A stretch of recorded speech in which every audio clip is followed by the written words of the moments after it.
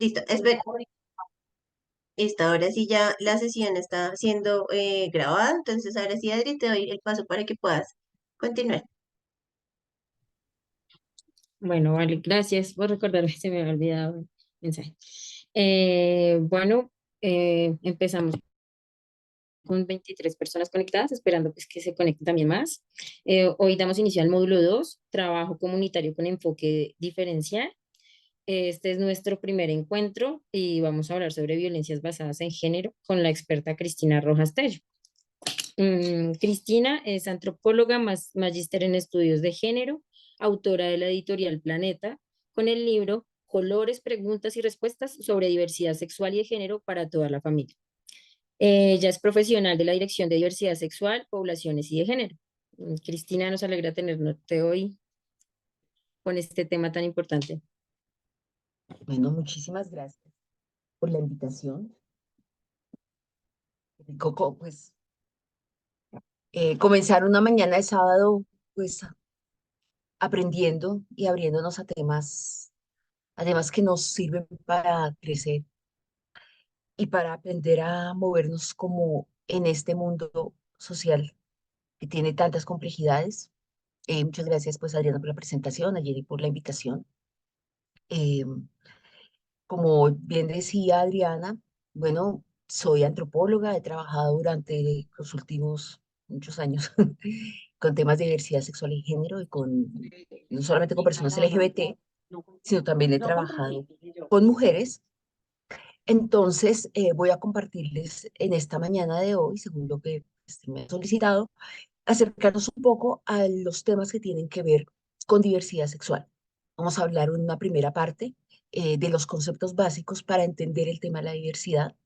Vamos a hablar también algunos tips para entender el tema de la diversidad, para trabajar en nuestras comunidades con personas diversas. Personas diversas son como cualquier otra, sin duda, pero dado que este tema, que el tema de la diversidad no es algo que se nos inculque desde el colegio, desde la universidad o que nos sale en nuestra casa, digamos que sí hay unas formas especiales con que podemos y debemos trabajar en terreno, pues para poder tener una buena interlocución con las comunidades, para no estar de pronto caer en el error de ofender a alguien, de dañar a alguien con nuestra palabra. Y también me gusta enfocar siempre este tema pensándolo en que no solamente estamos hablando de una población específica que necesita un reconocimiento, unas garantías en derechos que se les han violado históricamente, que eso es cierto, sino que también los temas de diversidad sexual y género nos incumben a todos y a todas, incluso a las personas que se lean como heterosexuales. ¿Por qué? Porque de alguna manera se han creado unos sistemas donde no nos han dejado explorar a profundidad quiénes somos realmente en cuestiones de sexo y de género. Entonces, con esta introducción, pues voy a iniciar. No sé, Jenny o Adriana, las preguntas al final o la gente puede intervenir como ustedes me digan la metodología. Pues si te parece, como a la mitad hacemos una ronda de preguntas y al final. Es decir, por ahí en unos 40 minutos hacemos una Sí, primera nosotros ronda. te damos el aviso para poder hacer la ronda de preguntas. Claro que sí. Listo. Entonces, siendo así, bueno, como les contaba también Adriana, llevo ya 20 años trabajando temas de diversidad sexual y de género. Primero como activista, fui activista durante muchos años, trabajando con organizaciones de papás y mamás de personas LGBTI. Posteriormente comencé a trabajar en el distrito. En Bogotá existe una política pública para personas lesbianas, gays, bisexuales y trans desde hace 16 años. Y tuve la suerte pues de estar desde el comienzo de esta política pública. Esta política pública es la más antigua en el país, incluso pues mucho más antigua que la nacional, y ha sido un ejemplo para otras políticas públicas regionales.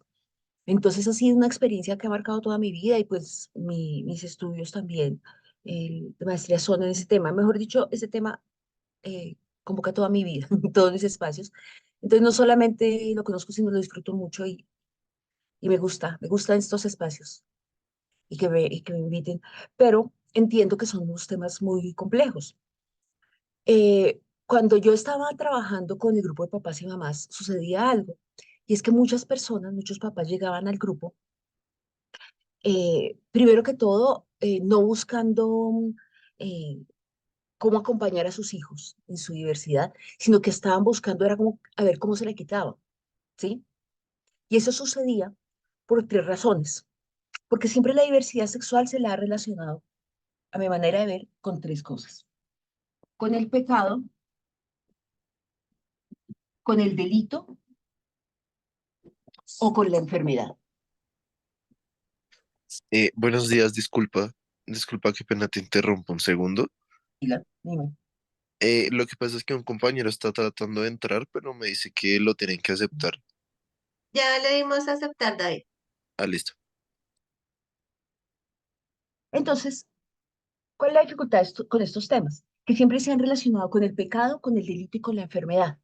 Por eso existía un grupo de papás y mamás. Para, por qué mi hijo es así? Entonces, eh, ¿qué, qué es lo importante en esto? Y para comenzar este tema, es importante comenzar a sacar la diversidad sexual de estos tres cuadros, ¿sí? De estos tres lugares donde se ha colocado. Primero, como delito. Recordemos que la homosexualidad no es un delito en Colombia desde el año 1980. En el año 1980 dejó de ser un delito y salió del Código Penal, porque antes en Colombia, les cuento, había una cosa que se llamaba el delito de, creo que se llamaba sodomía, son nombres así, súper. Y también había otro delito que se llamaba porte de prendas femeninas. Esto refiriéndose a las personas, pues, por ejemplo, a hombres, como los leían ellos, que se vestían como mujeres, muy entre comillas, o lo contrario. Era un delito portar prendas del sexo contrario. Y en Colombia fue un delito de homosexualidad hasta 1980. No lo sacaron de los códigos penales porque hubo una reflexión filosófica alrededor, sino fue por un error legal. O sea, como que no alcanzaron a discutir ese tema y quedó sin discusión. Sin embargo, esto quiere decir que en Colombia no es un delito la homosexualidad hace 43 años, 44 años.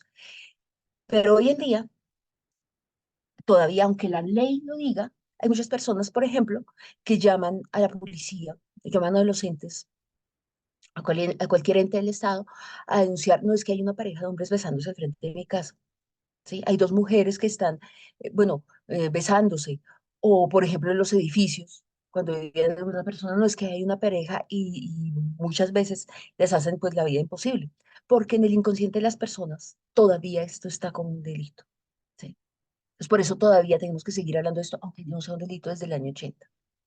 Dejó de ser la homosexualidad una enfermedad en el año 1990. La Organización Mundial de la Salud sacó la homosexualidad de la lista de enfermedades mentales en el año 90, o sea, hace 34 años. Sin embargo, hoy en día todavía, pues les contaba de mi experiencia de grupo, llegan muchos papás, muchas mamás diciendo, yo no sé qué fue lo que le pasó a mi hijo, si es que lo heredó, no es que él tiene un tío gay, pues por eso es que él es gay, cosas de ese estilo, o sea, se relaciona el inconsciente con una enfermedad. Hoy en día sabemos que la homosexualidad o las experiencias de vida trans, de lo que vamos a hablar más adelante, no tiene que ver nada con una enfermedad, ni porque comió mucho pollo cuando era niño, ni porque tiene un tío gay, ni porque se le contagió, ni porque tenía una amiguita que era lesbiana y el colegio se le prendió. La orientación sexual no se contagia, no es una enfermedad. A uno le gusta algo, ¿sí? Y nos pasa desde pequeños. Ahora, la orientación sexual puede cambiar también, como cambiamos todos los seres humanos, nuestra sexualidad, nuestros gustos, pero eso lo vamos a ver más adelante. Entonces, es importante que tengamos este panorama.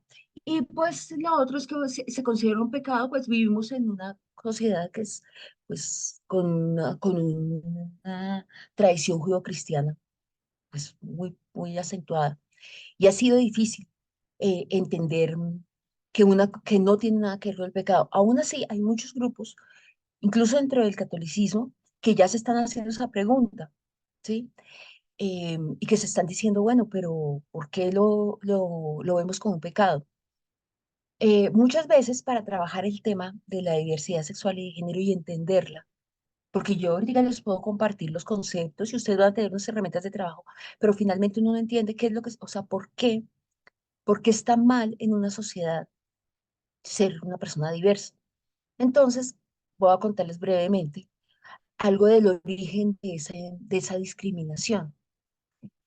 Primero, voy a ir súper rápido. Sí, esto no es como esto daría para una clase completa, incluso para un seminario. Pero vamos a hablarlo rápido solamente como para podernos adentrar en el tema con algunas bases. ¿Por qué? ¿Cuál es el origen de la discriminación de las personas diversas? El primero, las primeras comunidades humanas, ¿sí? Las comunidades de cazadores, recolectores, digamos que comienzan a acentuarse. Ustedes saben que hay un momento en la historia y parece ser que fueron las mujeres las que comienzan a darse cuenta, a descubrir, no sé si será la palabra descubrir, la agricultura, ¿sí? Estas comunidades eran nómadas, iban caminando, los hombres eran cazadores, las mujeres eran recolectoras. Pero sucede que las mujeres, por tener tantos embarazos seguidos y tener que cuidar a los hijos, generalmente se acentuaban más en los lugares. Y ellas tuvieron la oportunidad de ver que si ponían una semillita en la tierra, salía una matica, ¿sí? Ya sé que están pensando por qué esta señora fue tan lejos, pero ya vamos a ver por qué. Entonces, ¿qué pasa? Que comenzamos a darnos cuenta, caray, no tenemos que andar siendo nómadas, sino tal vez nosotros podemos cultivar esa tierra, ¿cierto? ¿Qué sucede? Y es un descubrimiento que se atribuye a las mujeres, pues porque las mujeres estaban más quietas y podían tener observar ese proceso. Cuando comienza este proceso, entonces comienza a trabajarse la tierra. Pero en este momento de la historia, para trabajar la tierra se necesitaba mano de obra. Si necesitamos mano de obra, ¿de dónde sale la mano de obra? La mano de obra salía de los úteros de las mujeres, ¿sí? Entonces, por eso también, de alguna manera, es el origen del patriarcado, ¿no? Había que controlar esos úteros y el fruto que daban.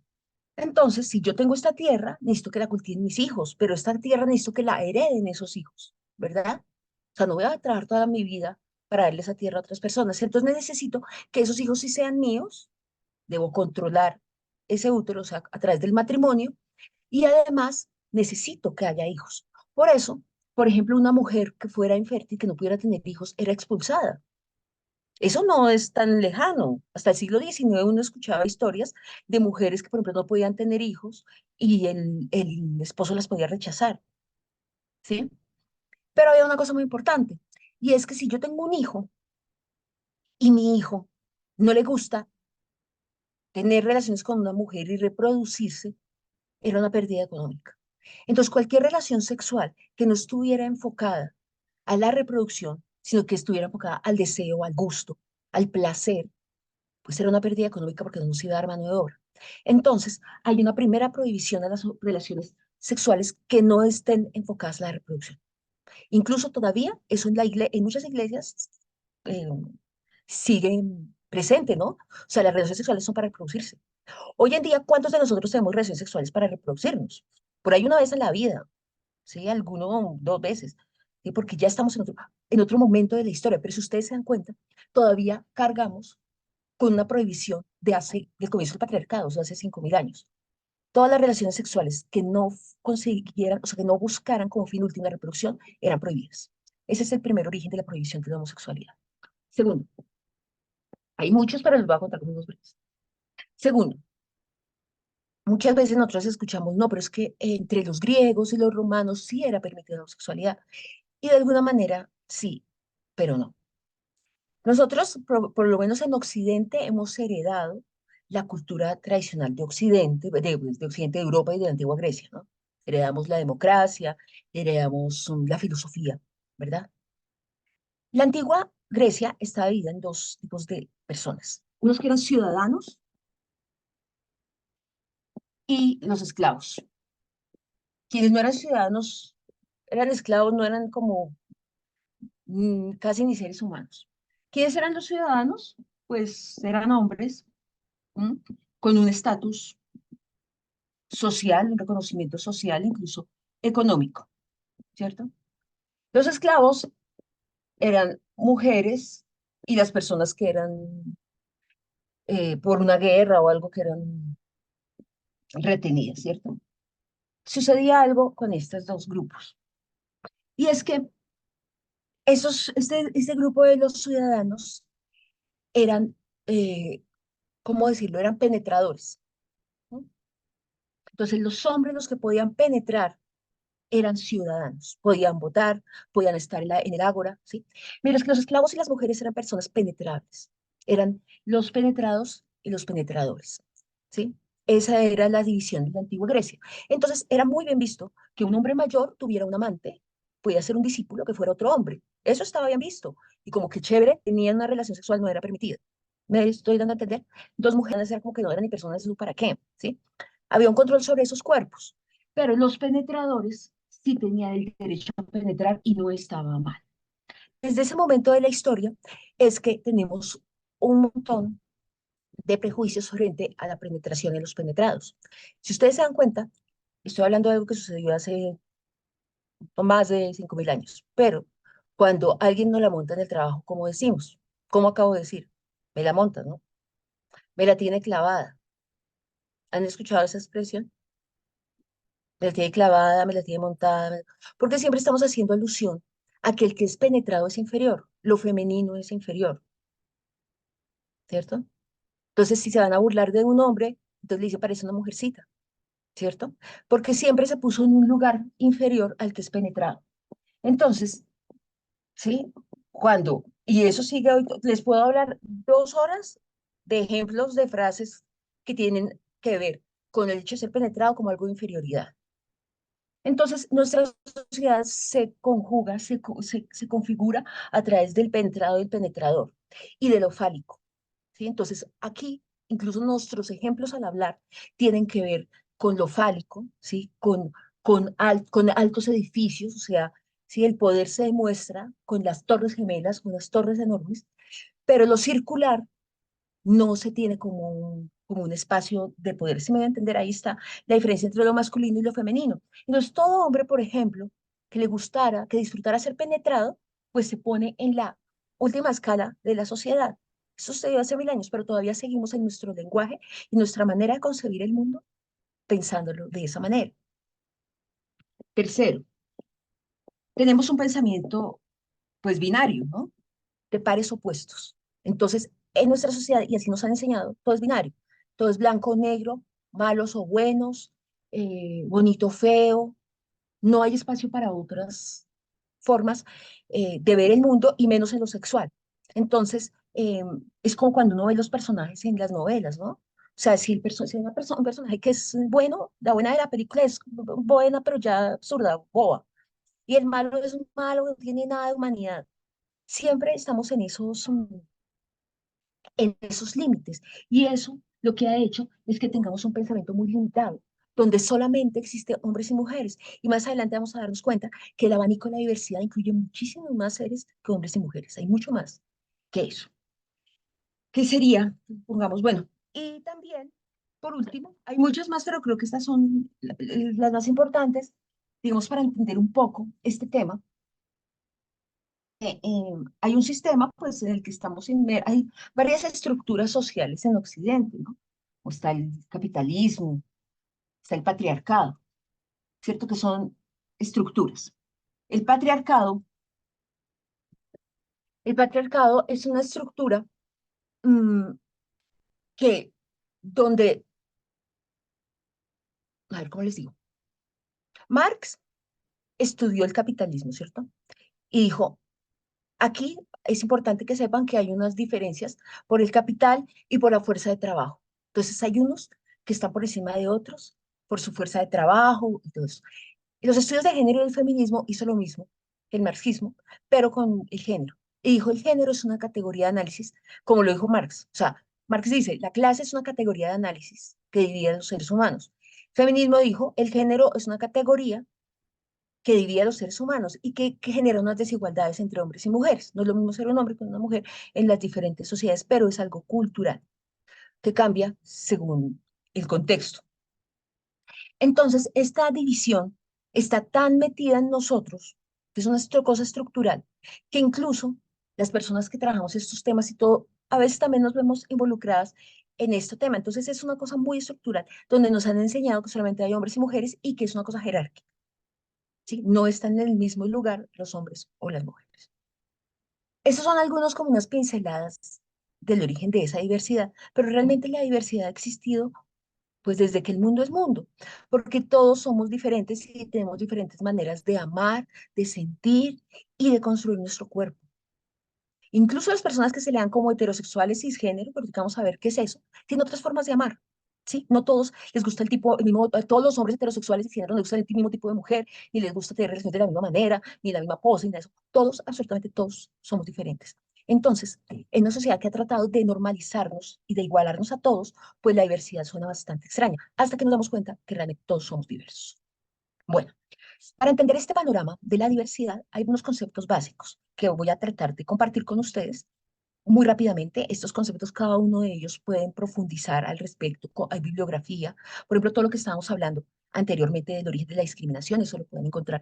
Hay un texto que uno siempre le puede leer cuando estudia sociología, antropología, que es este texto del origen de la propiedad privada, la familia, el estado de propiedad privada, la familia, el estado de la propiedad privada, que es de Engels. Sino ahí está todo eso que les dije, pero pues por supuesto muchísimo más.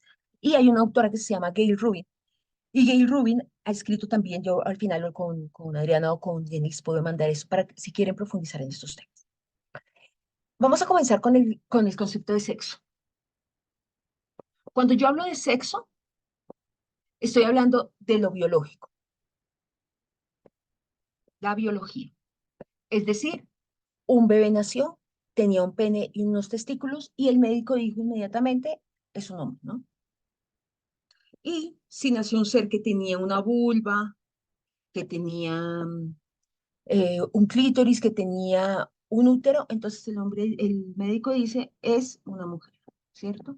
En términos mucho más biológicos, hablamos de un macho y una hembra en términos de otras especies. Ese es el sexo, lo biológico, ¿sí? La parte biológica de los seres, y más, y más. Vamos a subrayar esta parte para que nos quede muy claro. La biología, para que esto sea por risa. Listo. Y por otra parte está el género. ¿Qué es el género? El género es la construcción cultural alrededor del sexo biológico, ¿sí? Entonces, nació un ser que tenía un pene, unos testículos, el médico dijo, es un hombre, pero apenas el médico dijo, es un hombre, entonces la mamá le compró un vestido azul, el médico no lo cogió con tanto cuidado, sino con un poco, porque hay un estudio sobre eso, que en el momento en que nace un ser, los médicos ya toman diferencias si es una niña o un niño, imagínense eso. ¿Sí? Le pusieron un vestido azul, le pusieron un nombre masculino y lo insertaron en la masculinidad. ¿Sí? Entonces le dijeron, no, que te vas a poner a ayudarle a tu mamá a cocinar, vete a jugar fútbol. ¿Sí? No, los niños no lloran, los niños, ¿por qué se la va a dejar montar? Dele también en la jeta. ¿Sí me voy a entender? Entonces, esa construcción cultural alrededor del sexo biológico es lo que llamamos género. Entonces, si nació un ser que tenía una vulva, ¿sí? Que tenía un útero, entonces le pusieron un vestido rosado, le dijeron, no seas brusca, no te sientes así, las niñas no hablan así. ¿Por qué no vas y cuidas a tu abuelito que está enfermo, mientras que tu hermano va y juega? Entonces, sería se construye lo femenino, como se construye en nuestra cultura. Entonces, cuando hablamos de género, estoy hablando de masculinidad, de la feminidad y la biología, pues del hombre y de la mujer, la construcción cultural alrededor de esa biología. Una de las cosas que nos ha costado más trabajo entender para entender la diversidad es que nosotros nos han enseñado, nos han dicho que es natural que los hombres sean violentos. No, no, pero es que los hombres son así, los hombres son violentos, ¿sí? Nos han dicho, no, pero es que las mujeres por naturaleza quieren ser madres. Entonces, como nos han enseñado, nos dijeron que esto era igual, entonces nos cuesta mucho trabajo entender que no es así, que es una construcción cultural, que no todas las mujeres quieren ser madres, ni ser tiernas, ni ser dulces, que no todos los hombres son violentos, que hay hombres que cuidan y paternan mejor que mujeres. Hay hombres que son mejores cuidadores. Pero como nos han encasillado tanto, por eso es que les decía que este tema no solamente nos incumbe a las personas diversas, a las personas que llaman LGBTI, nos incumbe a todos. Porque aquí es cuando comenzamos a preguntar, bueno, yo nací siendo un hombre, ¿por qué tengo que ir a la guerra? ¿Por qué tengo que dar mi vida por una causa que no tiene nada que ver conmigo? ¿O por qué no puedo paternar a mis hijos sino solamente ser un proveedor? No, no, porque es que los hombres no pueden ser tiernos. Tú eres proveedor y eres un buen padre si das plata. Hoy en día muchos hombres están diciendo, no, nada, o sea, yo quiero cuidar a mi hijo, ¿sí? Y muchas veces, entonces, uno ahora va a comisarías de familia y ve que hay procesos de hombres que están peleando por la patria potestad de sus hijos y los cuidan muy bien también, ¿sí? Se están rompiendo estos paradigmas y muchas mujeres hoy en día, y lo sabemos, están diciendo, no, es que yo no quiero ser mamá. No, pero ¿cómo así si es la realización de la mujer? No, pues ¿qué realización? No quiero ser mamá. Entonces, ahí es cuando nos damos cuenta que es cultural y lo cultural se transforma. ¿M? Entonces, no es lo mismo ser una mujer hoy en día, en el siglo XXI, que en Colombia. O sea, yo estoy acá dando una charla a las 8 de la mañana, Adriana está aquí trabajando, Jenny estamos trabajando, pero si nosotras tres hubiéramos estado en el siglo XV, estaríamos ahorita cuidando 15 muchachitos en la casa, ¿sí? ¿Quién sabe haciendo qué? Y serían los hombres quienes estarían trabajando. Sí me voy a entender. Por eso sabemos que el género es algo que cambia. Igualmente, ser un hombre ahorita en Colombia no es lo mismo que ser un hombre en este momento en Gaza, en Afganistán, ¿sí? En otra cultura.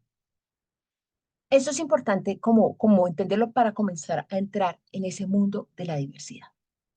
¿Qué pasa? Nos han dicho que el sexo, entonces hay hombres y mujeres, ¿no? Porque los primeros estudios sobre la sexualidad humana se hicieron no desde la medicina, sino desde la biología.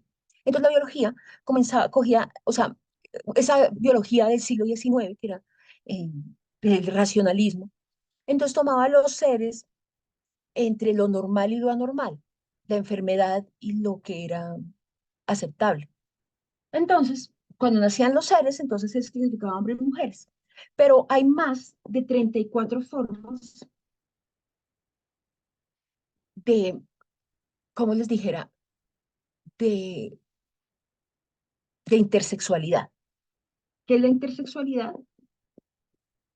Son personas que nacen con algún grado de ambigüedad entre que nacen entre estos dos universos, entre lo masculino y lo femenino. Hay más de 34 clases.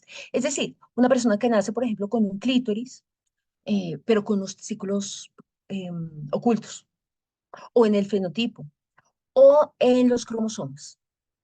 Puedo tener un cromosoma de más, cromosoma y que no sea notable. Incluso hay personas que a los 50 años se fueron a hacer un examen de rutina y descubrieron que tenían un testículo por acá o que tenían algo en sus cromosomas. La intersexualidad existe, ¿sí? Pero entonces, como les decía, esto era lo que antes la biología llamaba hermafroditismo, ¿no?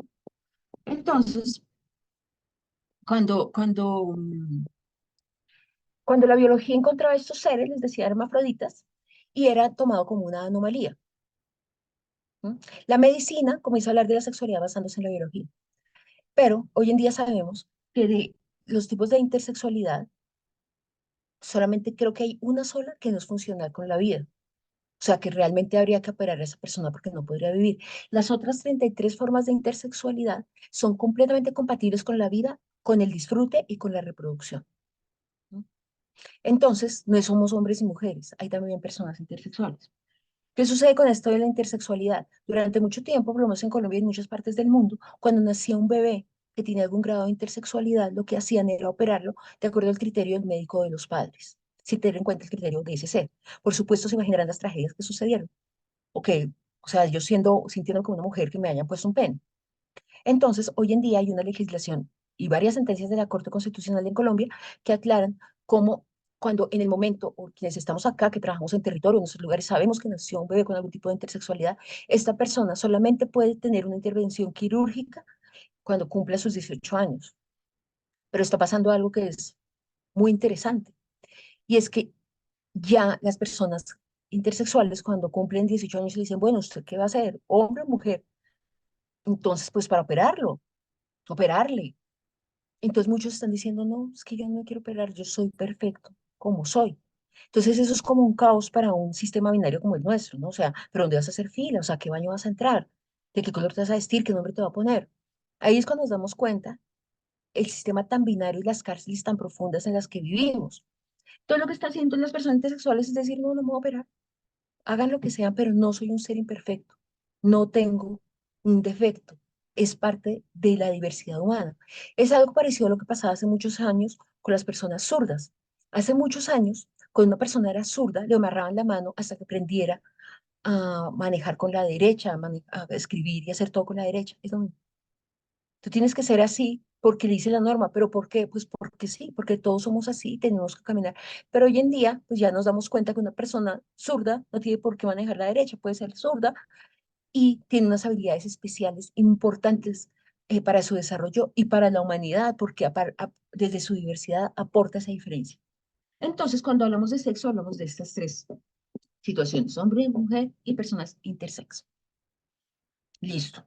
Entonces, este es como un primer panorama. Ahora vamos a continuar. Hay otros dos Cristina, conceptos. Señor, ¿preguntas? no, pues, no, preguntas aún no tenemos y es como invitarles para que nos escriban por el chat y pues así, digamos, yo voy a ir haciendo las pausas.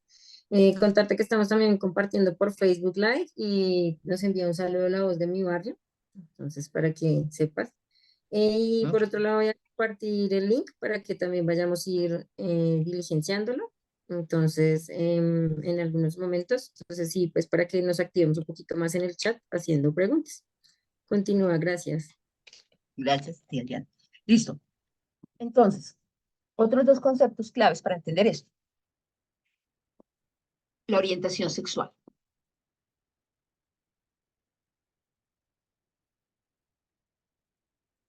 La orientación sexual y la identidad de género.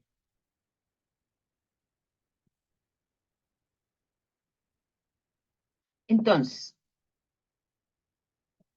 la orientación sexual es a donde yo dirijo mi deseo, mi gusto o mi proyecto de vida,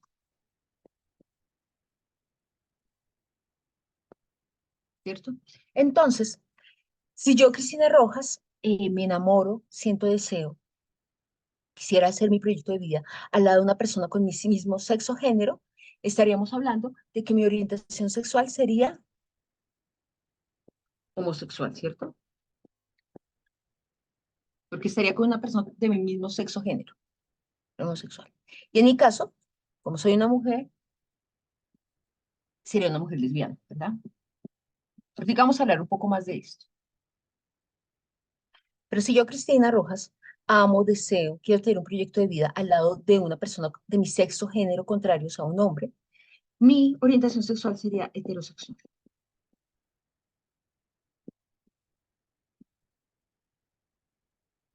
Y por último, si puedo amar, desear, tener gusto, lo que sea, por las dos, por una persona importándome si es un hombre o una mujer, entonces mi orientación sexual sería bisexual. ¿Qué sucede acá?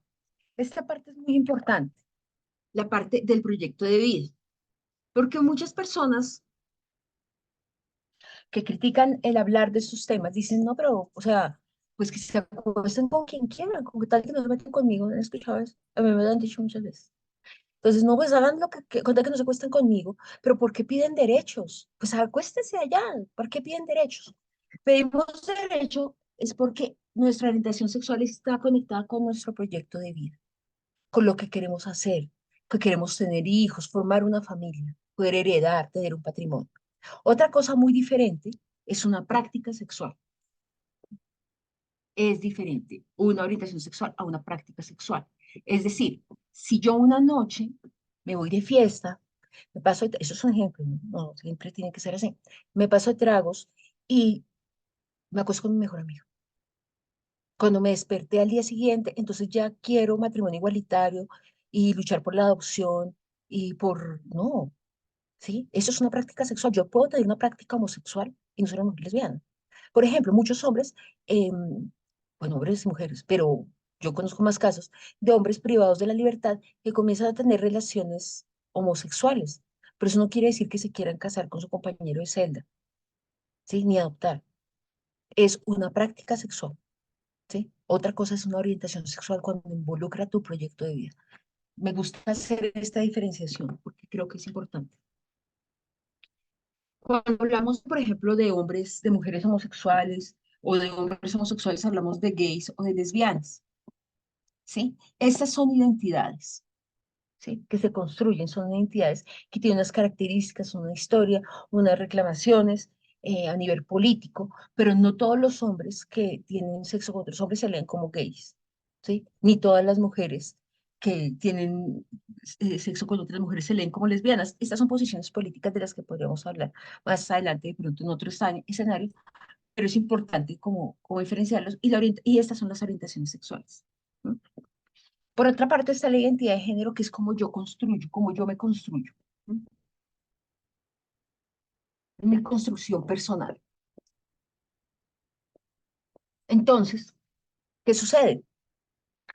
Muchas personas, la mayoría de las personas cuando nacen, entonces pasa lo que les dije del médico, ¿no? Entonces el médico dice, bueno, entonces nació una niña, entonces la visten de rosado, le ponen de nombre Cristina, le dicen que juega con muñecas y pues a ella le parece bien, sí, no hay problema, se identifica con eso, parece bien. Entonces cuando pasa eso, estamos hablando de personas cisgénero, ¿ok? Cisgénero. Personas cisgénero son aquellas cuyo sexo al nacer y género social que se le impone, pues le parece, no tiene ningún problema, entonces vive, se acomoda a esas circunstancias sin problema. Está en armonía con esa situación. Pero hay un importante número de personas que cuando están en su proceso de crianza y les dicen, no, pues que tú eres un hombrecito, tienes que vestirte así, te llamas así, no se sienten ni en su mente ni en su corazón, no se hallan en eso. Cuando hablamos de eso, estamos hablando de personas transgénero. Las personas transgénero, los procesos de tránsito por el género han sido también patologizados históricamente. Yo no sé si ustedes han visto una película que se llama La chica danesa. Si no la han visto, pues se la recomiendo. Ahí podemos ver como todo ese tránsito de las identidades trans, ¿no? Más o menos a finales del siglo XIX, antes o para atrás, pues, los estados, las personas que manifestaban tener una experiencia trans, la psiquiatría las clasificaba como esquizofrenia.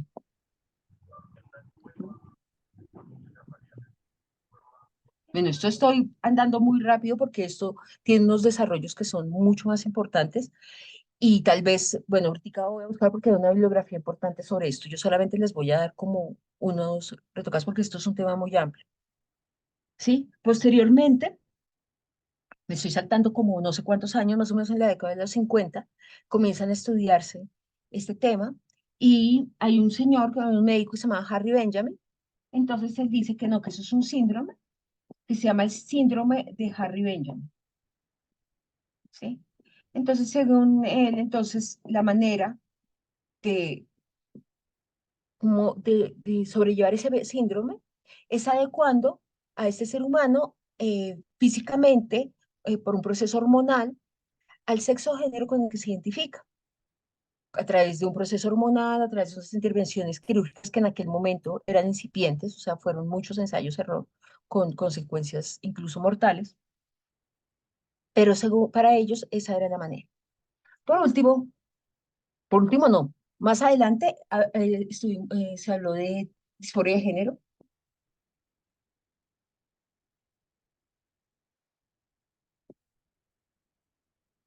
Y si no estoy mal, tal vez estoy un poco desactualizada, pero si no estoy mal, en este momento, las experiencias de vida trans se clasifican como disfunciones.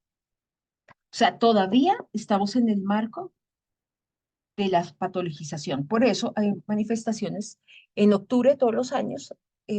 Se conmemora algo que se llama la Stop Transpatologización, que son manifestaciones a nivel mundial para que la experiencia de vida trans deje de ser una patología, así como lo fue la homosexualidad, ¿sí?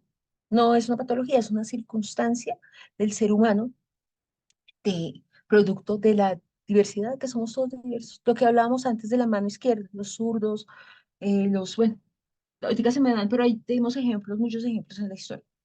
Entonces, estas personas trans han tenido que pasar por todo esto. Y no solamente por esto, pues, por todo esto, sino por lo menos en Occidente, las identidades trans han sido no solamente patologizadas, sino también han sido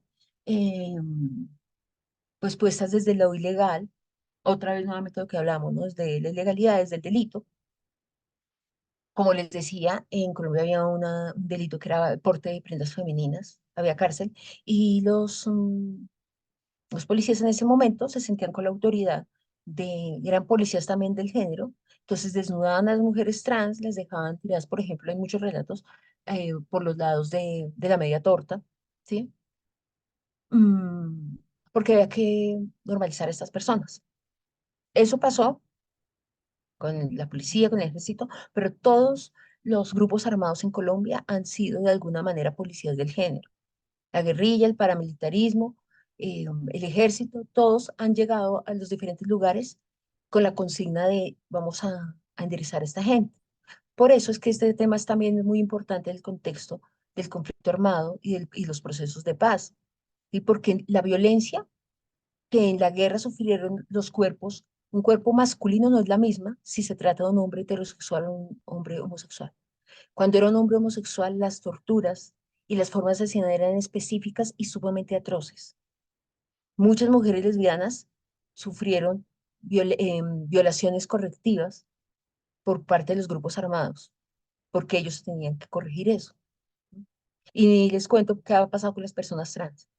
Entonces, por eso este tema es sumamente fundamental. Listo. Entonces, esto es como con respecto a las personas con experiencia de vida trans. A mí no me gusta hablar de experiencia de vida, me gusta hablar de experiencia trans, que las personas tienen muchísimas más facetas aparte de su identidad de género. Las personas en sus tránsitos, una persona lo que llamaríamos una persona transgénero, eh, digamos que no todos los tránsitos son iguales, ¿sí? Hay personas que hacen su tránsito. Yo les voy a hablar, yo les conté al comienzo que en Bogotá hay una política pública LGBTI, ¿no?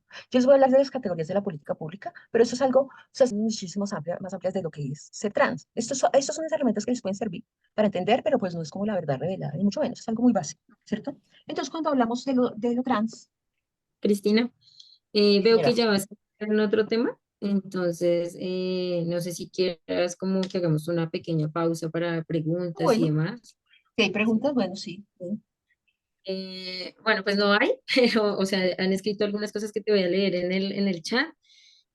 También, pues digamos que como decir que ha sido muy interesante hasta el momento para mí, los que estamos conectados, porque nos muestra como un panorama histórico del tema y también ahora pues vas a hacer la unión con la parte de términos legales, como esta historia ha permeado eso, y pues nos da una comprensión bastante interesante de la temática de hoy, pues diversidad y género. Bueno, en el chat tenemos un tema muy importante y de gran extensión en la dimensión mental y nuestra sociedad y diario vivir. Muy interesante toda esta información. Desde la emisora La Voz de mi Barrio, interesante el tema. Muchas gracias por la invitación. También nos acompaña desde Facebook Irma y nos manda un saludo. Entonces, pueden abrir sus micrófonos o podemos poner pues las preguntas que tengamos para poder dar paso pues ya al tema más desde derechos y demás. No sé si alguien quiera participar.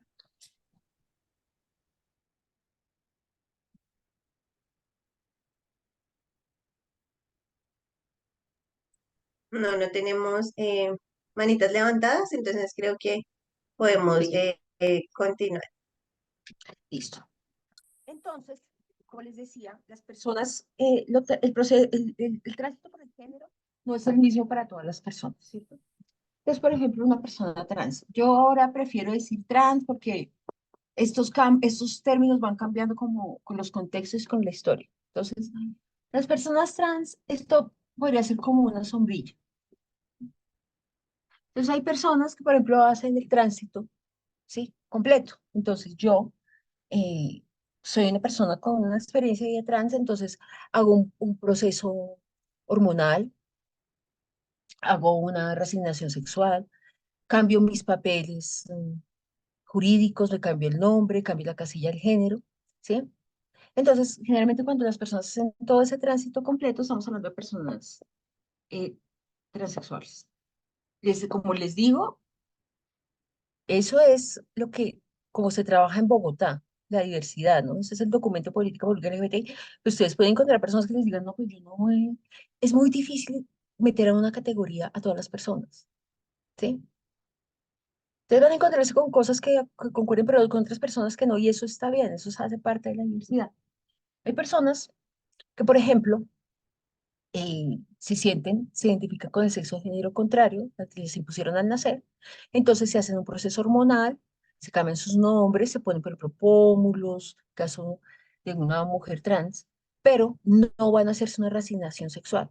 ¿Por qué? Porque disfrutan su sexualidad con su pene, no tienen por qué hacerlo. Entonces, en esos casos, la política pública habla de personas travestis, que no hace todo el proceso. Finalmente, hay personas que hacen el tránsito de manera esporádica, por temas artísticos, por temas profesionales o de vez en cuando, y ahí estamos hablando de transformismo. ¿Sí? ¿Qué pasa? Muchas veces las personas reivindican su tránsito. Entonces yo vengo y les digo, miren, yo fui una persona, soy una persona, una experiencia de vida trans, hice mi tránsito, entonces yo soy una mujer trans, me identifico así, chan, chan, chan, y está bien. Pero hay personas para las que este proceso ha sido tan doloroso y tan difícil que les dicen, no, pues, ¿cuál mujer trans? O sea, yo soy una mujer, ya hice todo mi proceso, porque me va a recordar todo el tiempo que soy una persona trans, ¿sí? Y eso es muy importante tenerlo en cuenta cuando estamos en territorio y cuando hablamos de la gente o sobre la gente. Personas que hicieron su tránsito y no les gusta hablar de eso y hay que respetarlo. Pero hay personas que sí, sobre todo los activistas, ¿no? Yo soy una mujer trans y hablo desde ese lugar. Personas que no les gusta hablar desde ese lugar y también respetar, ¿sí? Otra cosa que es importante tener en cuenta. Ay, pero ¿por qué hace el tránsito y no se hace una resignación sexual? Lo que les decía, hay personas que sí disfrutan su sexualidad, ¿sí? Si es una mujer trans con un pene, pues porque tiene que cambiarlo. Para entender la diversidad, un paso muy importante es comenzar a entender que hay mujeres que tienen pene y hay hombres que tienen vagina. Cuando entendemos ese punto, ¿sí? Que el ser hombre o el ser mujer no está entre las piernas, sino está acá, podemos comenzar a entrar en ese universo de la diversidad con más facilidad. En una charla hace pues varios meses. Yo estaba hablando de eso y un señor me decía, no, pero si yo soy un hombre, o sea, como si tiene un pene es un hombre, o sea, puede estar vestida de mujer, pero es un hombre. Yo le decía al señor, le decía, pero bueno, que no suceda, Dios no lo quiera, como dice la gente. Pero si usted tuviera un accidente y perdiera su pene, señor, ¿usted dejaría de ser hombre? No, pues el señor quedó frío. Obvio, dijo no. Entonces ahí es cuando nos comienza a dar cuenta, es que ser hombre, ser mujer no está entre las piernas, está es aquí, ¿sí?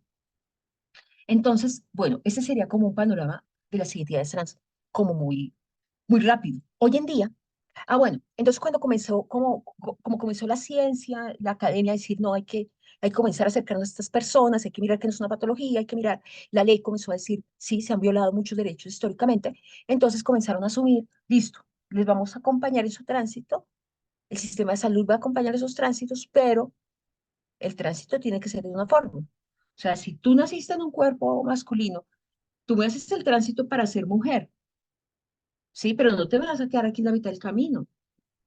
Hoy en día, sí, entonces son esos tránsitos controlados que hace la sociedad, ¿no?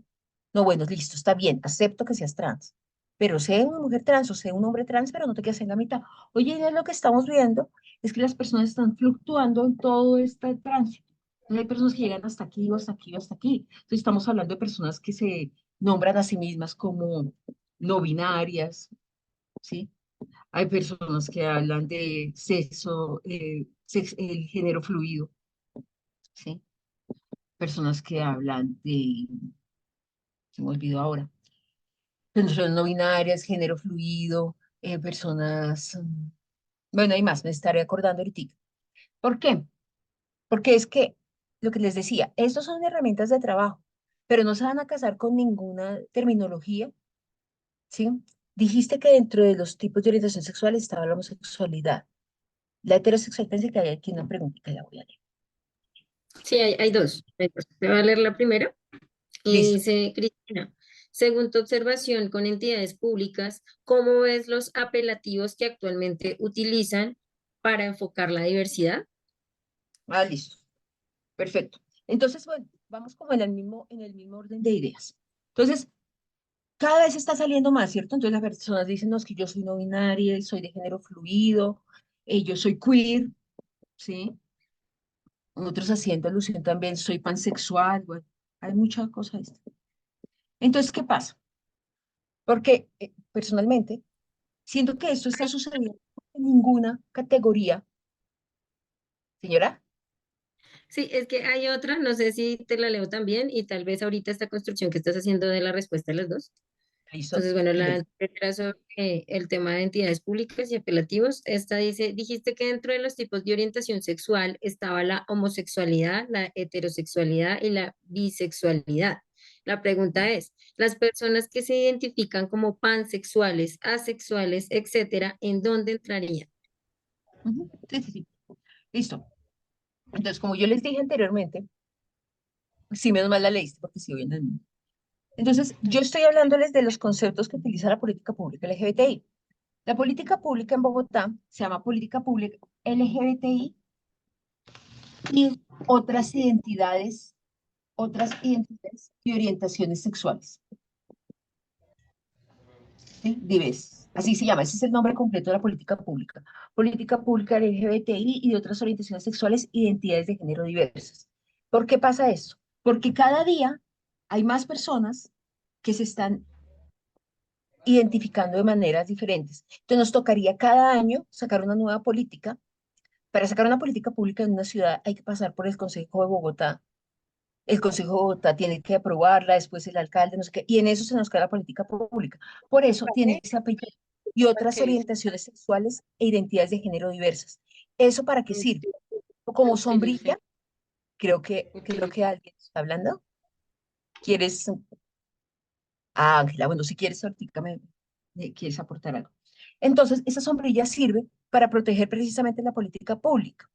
Hay un momento en que si nosotros, por ejemplo, vamos a mandar nuevamente, a pedir al Consejo de Bogotá que cambie la política pública para meter a las personas queer, pansexuales y asexuales, es muy probable que la política pública se caiga en el Consejo y nos quedemos sin política pública, ¿sí? Porque este tema no es que tenga muchos aliados. Esta política pública pasó 5 veces por el Consejo de Bogotá para ser aprobada, ¿sí? Por eso se decidió ponerle un apellido largo que pudiera incluir, cuando se habla de otras orientaciones y otras identidades de género, incluimos todo esto. ¿Por qué? Porque cada día van a salir más formas de nombrarse. Ahora bien, a mí me parece, y eso sí es personal, que cada día salen nuevas formas de nombrarse, porque es que una categoría nunca va a dar cuenta de lo que es un ser humano. Yo puedo decirles acá, mire, una persona transexual es esto, y una persona que me puede decir, mire, yo no me debo así como usted dice. Yo hice un tránsito y me apretó, pero yo no me siento así, yo me siento así. O sea, hay tantas categorías como personas existen. Por eso es que yo creo que, que estamos en un momento histórico en que las categorías no sirven para definir eso que era indefinible, eso que no tenía nombre, pero que en unos años esto ya va a dejar de existir. La idea es que no tengamos que tener categorías, ¿sí? Ahora, para cada categoría no es que uno coja un documento de política pública y meta una P y meta una Q y ya. Para meter cualquier de categoría, tenemos que tener todo un cuerpo teórico, una movilización alrededor, o sea, un grupo de personas que digan, mire, nosotros somos la organización de personas pansexuales de Colombia y se nos están violando estos derechos como pansexuales, ¿sí? O sea, es un proceso muchísimo más largo que solamente incluirlo. Entonces, en esta sombrilla están todo este tipo de orientaciones, de identidades que es maravilloso que estén surgiendo porque eso da cuenta que las personas ya se están preguntando cosas. Están diciendo, no, pero es que yo no quepo en esa categoría. ¿Sí? Creo que ahorita leo la pregunta que está ahí. Sí, entonces yo creo que finalmente lo que van a hacer es desaparecer las categorías, pero mientras tanto nos estamos haciendo una pregunta que muchas personas no se hicieron. Y lo digo, por ejemplo, bueno, por las personas de mi generación. O sea, yo nunca me cuestioné si realmente yo era una mujer. Me dijeron, usted es una mujer. Y dije, ah, pues, ¿sí? ¿Y qué tipo de mujeres? Pues a mí me enseñaron un tipo de mujer. Seguramente en algunas cosas fui rebelde, pero la pregunta que todos los seres humanos deberíamos hacernos es, bueno, si soy mujer o soy hombre. Oiga, ¿y qué tipo de mujer quiero ser? ¿O qué tipo de hombre quiero ser? ¿O cómo quiero construir mi cuerpo? Sí, esas preguntas no nos las hacíamos. Entonces, que cada día salga una nueva categoría, lo que a mí me está diciendo es que la gente se está preguntando un montón de cosas. y que finalmente esto va a llegar a una crisis en un momento. Pero ¿qué sucede? Que en un momento histórico sí fue fundamental que existieran estas categorías. Y aquí es que voy a comenzar a hablar un poco del tema de estas categorías de lo LGBTI, para dar también un poco de respuesta a lo que nos preguntaban ahorita. Señora, Voy a leer esta, sí, que creo señora. que también está muy relacionada con lo que estás mencionando. Bueno, cuando toman un arriendo, por ejemplo, en una localidad X, colocan limitantes al momento de quién toma el mismo. ¿Son parejas, son hombres, son mujeres? ¿Es violencia de género? Esa es la pregunta. ¿Cómo romper ese limitante a mentalidades encapsuladas? Pues bueno, hay una cosa, se me olvidó, creo que es la 1227, no sé si aquí los compañeros se acuerdan. En Colombia ya existe una ley antidiscriminación, ¿sí? Y ya en este momento en Colombia uno puede denunciar esos casos de discriminación. Incluso, por ejemplo, bueno, en algunas ciudades, por ejemplo, Bogotá o en algunas ciudades capitales existen políticas públicas para personas LGBTI, porque a ti no tendrían, por principio, que preguntarte si te van a rentar, si tu pareja, si son parejas, si son, o sea, eso no tendría que ser así. No tendrían por qué eh, excluirte de un trabajo por tu orientación sexual. Hace ya varios años, por ejemplo, había un código no sé, pues el sistema educativo, ¿sí? Dentro de la docencia, que si un maestro, una maestra era homosexual, no podía dictar clase. Imagínense eso. O sea, fatal. Entonces, digamos que eso ya ha estado, ya ahorita voy a buscarles cuál es la ley antidiscriminación, hay que citarlas. Y por ejemplo, aquí en Bogotá hay muchos lugares donde se puede denunciar eso. Entre ellos está la unidad antidiscriminación, de la cual les voy a dar ahorita los datos. ¿Sí? Porque ya hay unas normas donde eso no es permitido, o sea, no pueden eh, discriminar por tu orientación sexual ni por tu identidad, como se ha hecho históricamente. Entonces, lo que les Bueno, iba a contar un poco, señora, sí, bueno, es que hay otra, pero bueno, estaba aquí como googleando un poquito y encontré que la ley es la 1482 del 2011 y habla sobre todo el tema pues de discriminación racial, étnica, de sexo, de orientación y demás. Entonces ahí, para está la ley anotar. antidiscriminación. Sí, 1482 del 2011. 2011. Sí, sí. O sea, ya hay Y leyes, aquí, señora, no, que ya hay leyes. ¿Qué ibas a decir? sí, ya hay leyes. Hay otro comentario que dice, están las personas asexuales, que se puede identificar como mujer trans, asexual o persona no binaria asexual. Pues, o sea, es una afirmación. Ah, No es una hay signo de afirmación. pregunta. Por Buenos supuesto. días, buenos días, bienvenidas, ¿cómo están? Bienvenida. ¡Ay, qué rico! Sigan, Sigan, sigan que Bueno, perdón, se coló un micrófono. Ya sigamos. no hay lío. Listo. Entonces, por ejemplo, voy a ir pues como rápidamente ya para entrar como en ese tema de los derechos, de cómo se construyeron derechos aquí en Colombia. Em, Como les decía, a partir del año 80, a partir del año 80 dejó de ser la homosexualidad un delito, pero siempre pues lo fue en la legislación colombiana.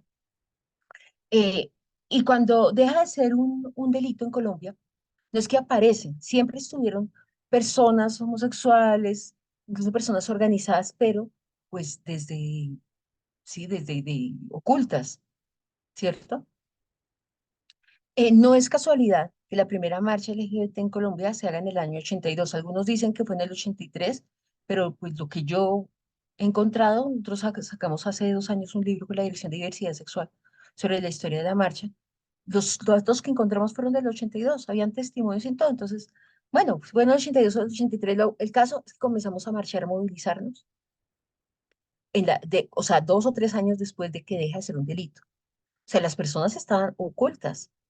Y esa primera marcha fueron 12 personas con máscara y con una fila de policías detrás, ¿sí? Porque aunque ya no era un delito, todavía para muchas personas lo era.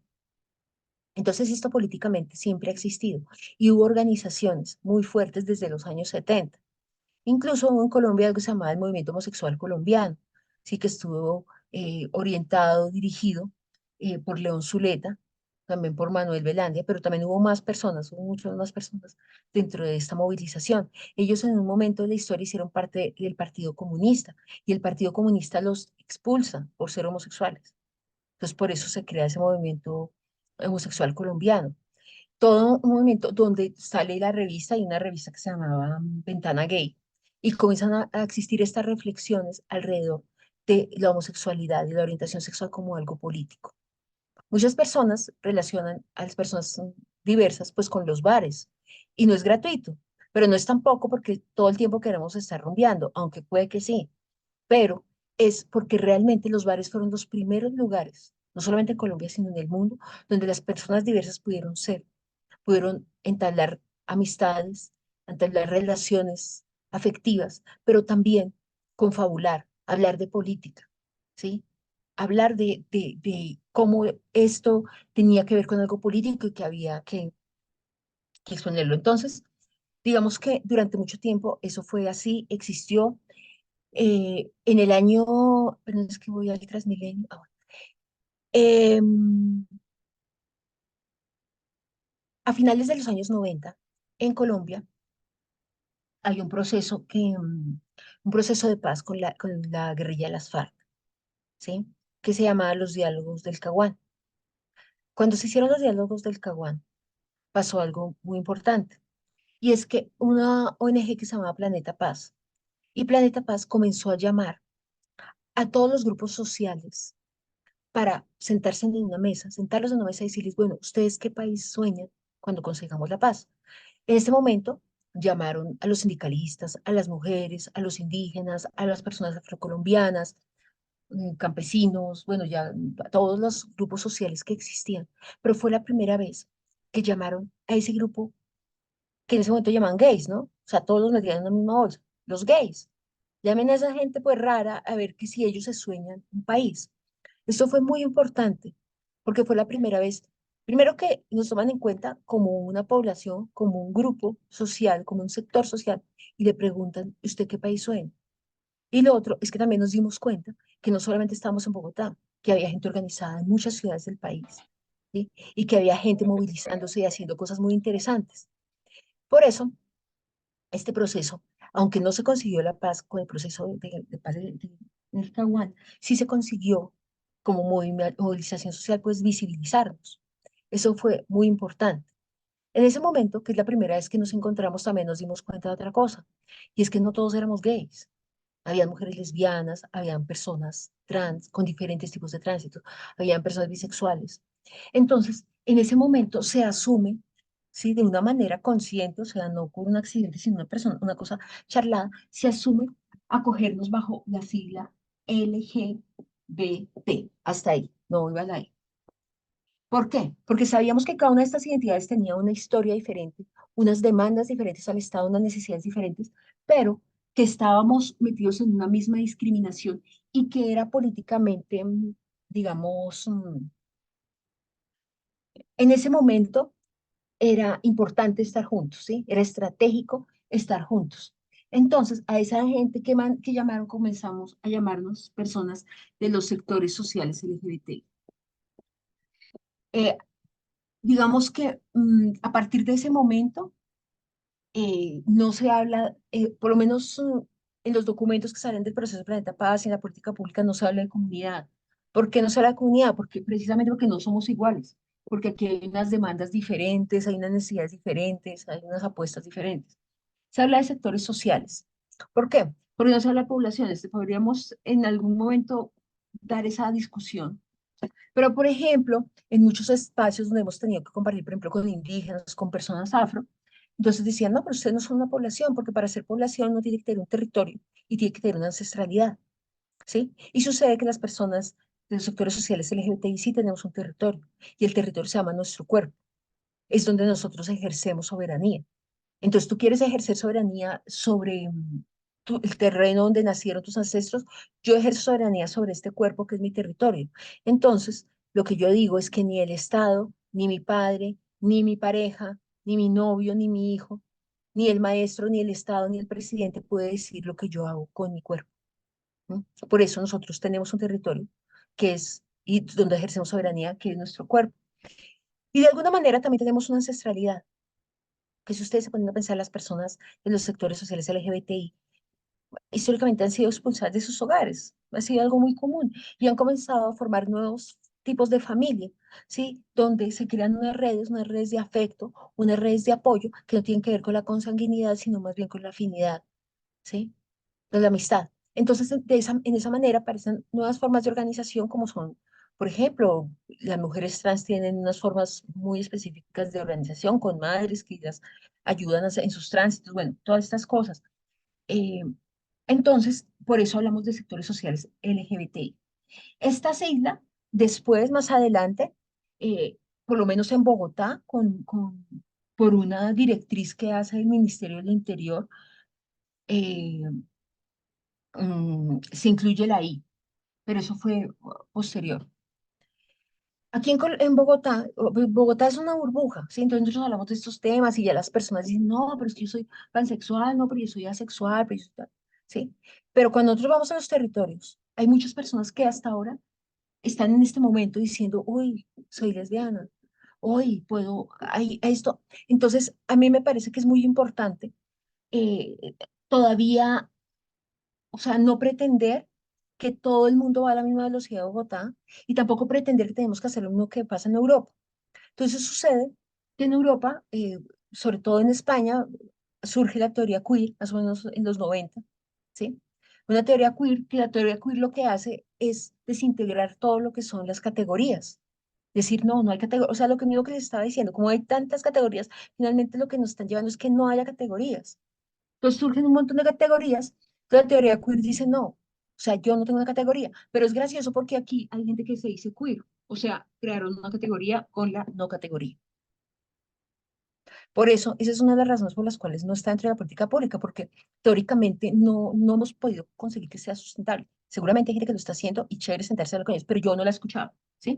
Hay una versión latinoamericana de lo queer, que es lo queer con C, y que son unas apuestas también para pensarse todo lo queer, pero yo siempre he abogado por mirar desde adentro, no mirar, siempre estamos mirando hacia hacia ese norte global, ¿sí? Y no estamos viendo lo que pasa aquí, que es muy interesante. No voy a profundizar en esto porque no es el espacio, pero llama mucho la atención como en Colombia hubo un filósofo que se llamaba Edgar Garavito en los años 80, ¿sí? Que él estudia en París, que con Deleuze, y él construye una teoría. Los filósofos lo que hacen es construir teorías para hablar de su tiempo y de su espacio, y él crea una teoría y crea un concepto que es la transcursividad. La transcursividad es un concepto creado en Colombia en los años 80, que aparece en los años 80, que es la teoría queer, pero hecha en Colombia, y nadie habla de eso.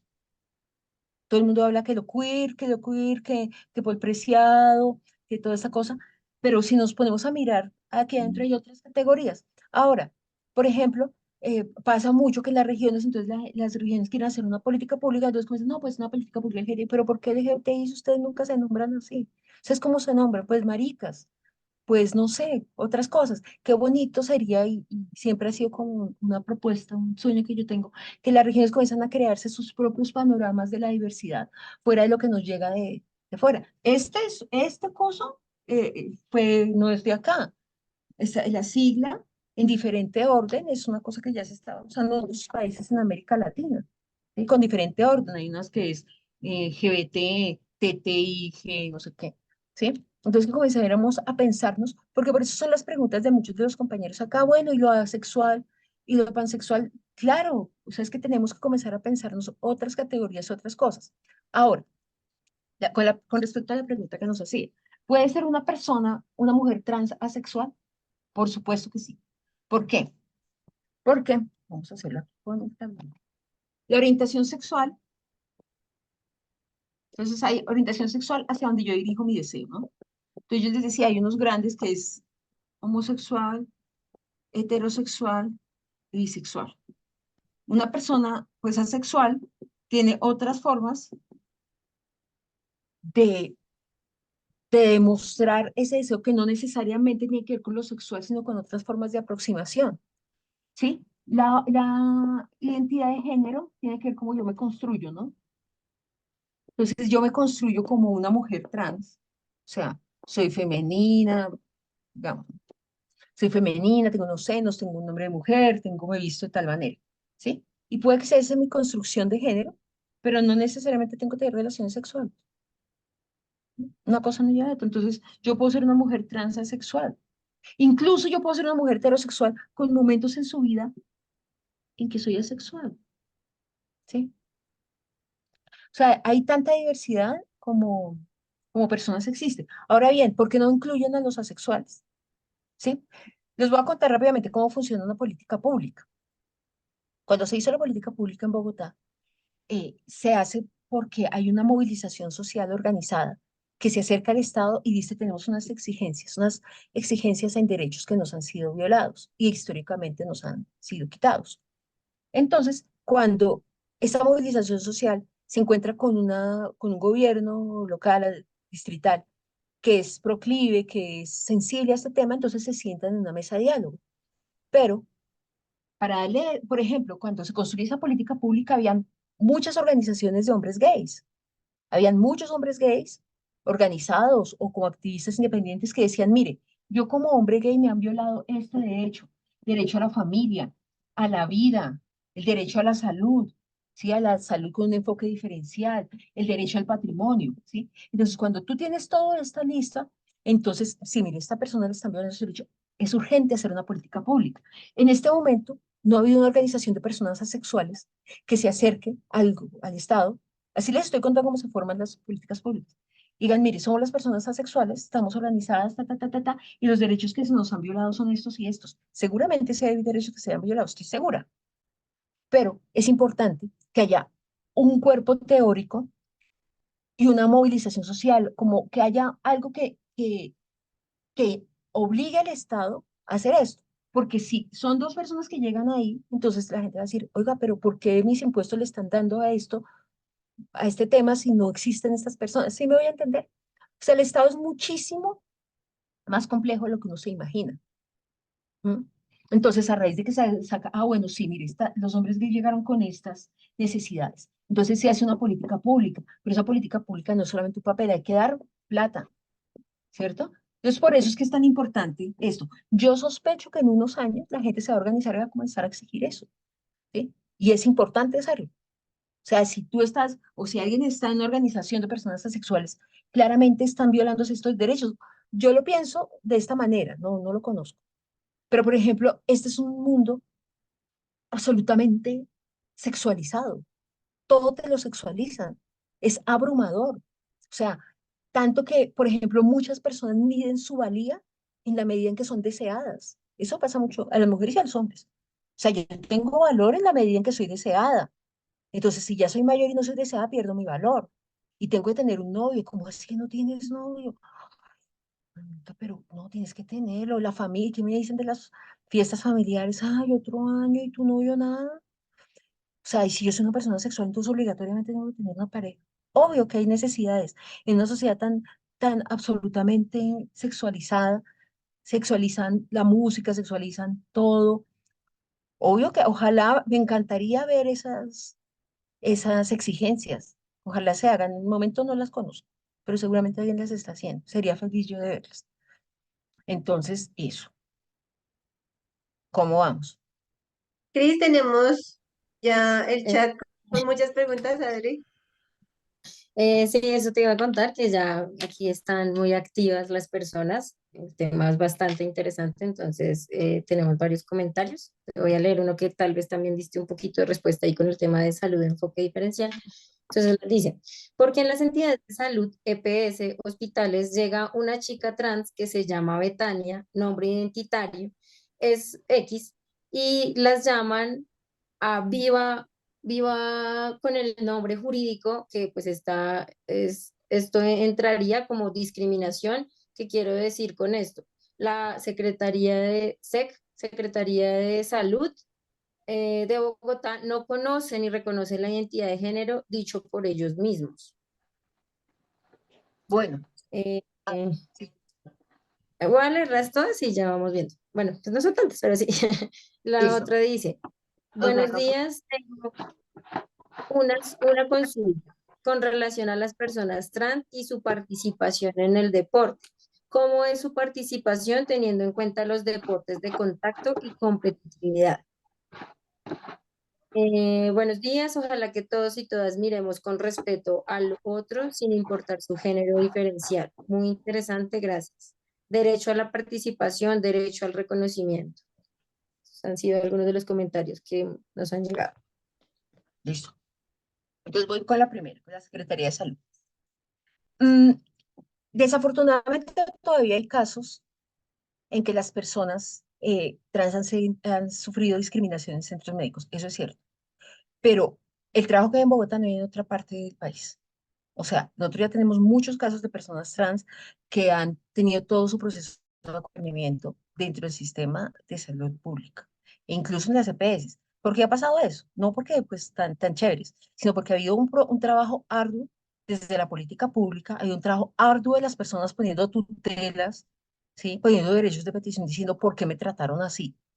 Pero yo puedo decir, de fe, que cada vez son más los lugares donde ellos tienen clarísimo esto. Ahora, ese tema ha sido muy difícil de tratar con el sistema de salud. Yo creo que los ámbitos más difíciles han sido salud y educación. ¿Por qué? Primero, porque si ustedes se dan cuenta, hay una autoridad médica en nuestra sociedad. O sea, lo que dice el médico es como, no, es que lo dijo el médico. Ah, ya lo dijo el médico. ¿Sí me va a entender? Y a veces ese sector ha sido difícil para decirles que no están bien en cosas.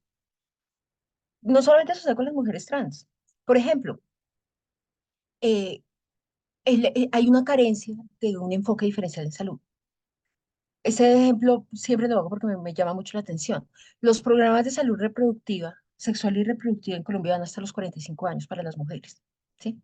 Es decir, como a los 45 años está como, o sea, llega todo el proceso de la menopausia y ya no puedes tener hijos, entonces tú no tienes vida sexual. Entonces no te atendemos. O sea, realmente es una salud enfocada a la reproducción, porque está de los 17 a los 45. Entonces, ¿dónde va una mujer que tenga una vida sexual activa, que disfruta, que tiene sus parejas o su pareja, que tiene 52 años? ¿Cómo me protejo? Ah, no, pues no, porque no estás dentro del programa, no sabemos. O sea, como si esas sexualidades no existieran.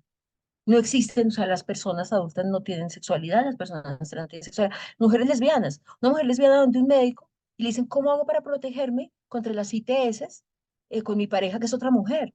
Muchos médicos quedan gringos, o sea, ¿cómo diablos si aquí todas las relaciones sexuales a las personas se les metieron que eran penetrativas? Y solamente con un condón. Imagínense, es que nos tocó en una época de la historia donde estamos construyendo una nueva sociedad.